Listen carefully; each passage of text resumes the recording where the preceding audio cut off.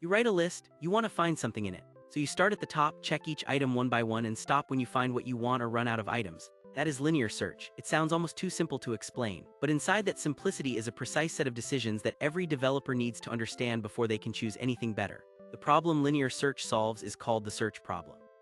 You have a collection, you have a target value, and you want to know whether the target is present and if so, at which position. Linear search is the most direct answer. Start at index 0, compare, if it matches return the index, if not advance to index 1 and repeat until you either find the target or exhaust the collection. Because linear search makes no assumptions, it works on any collection you can iterate forward through. An array works, a linked list works, a read-once data stream works, no sorting required, no index required, no preprocessing of any kind. That generality is the defining property, and it is why linear search remains relevant despite being the simplest algorithm in this family. The cost of that generality is time. In the best case, the target is the first element and you do one comparison. In the average case, the target is somewhere in the middle and you do roughly half as many comparisons as there are elements. In the worst case, the target is last or absent and you inspect every element. Computer scientists write this as O of n, double the collection size, double the worst case work. Linear, direct, predictable. A useful optimization on this basic loop is sentinel search. The naive implementation checks two conditions on every iteration. Does this element match the target and have we reached the end of the array? Sentinel search eliminates the boundary check by appending the target value itself to the end of the array before starting. Now the loop only needs one comparison per step.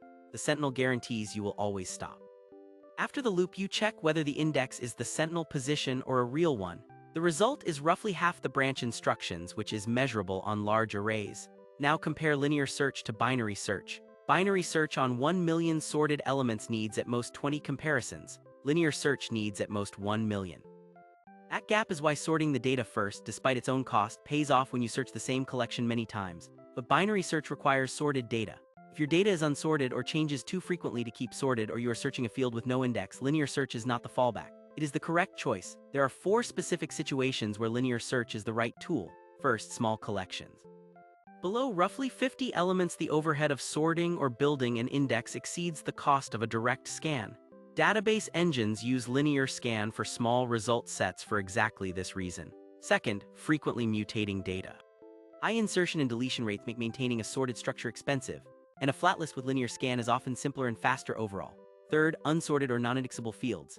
If you need to search records by field that has no index, a linear scan is your only option without upfront work. Fourth, one-off searches. If you are only searching once, sorting first just to binary search makes no sense. On modern hardware, linear search also has structural advantages. Sequential memory access is the most cache-friendly pattern possible.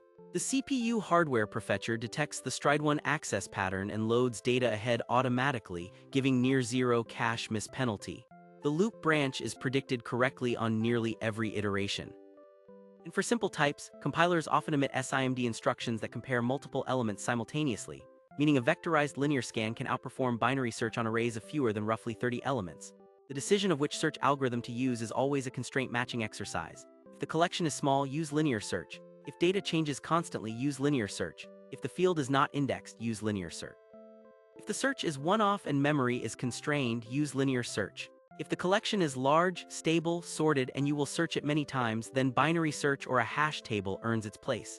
Linear search also appears inside many other algorithms. Insertion sort uses a linear scan to find where to place each new element. Hash tables fall back to linear probing when collisions occur. String matching algorithms contain linear scans within their outer logic. Understanding it at this level means you can trace what those algorithms are doing at their most fundamental step. The implementation is a loop with one conditional.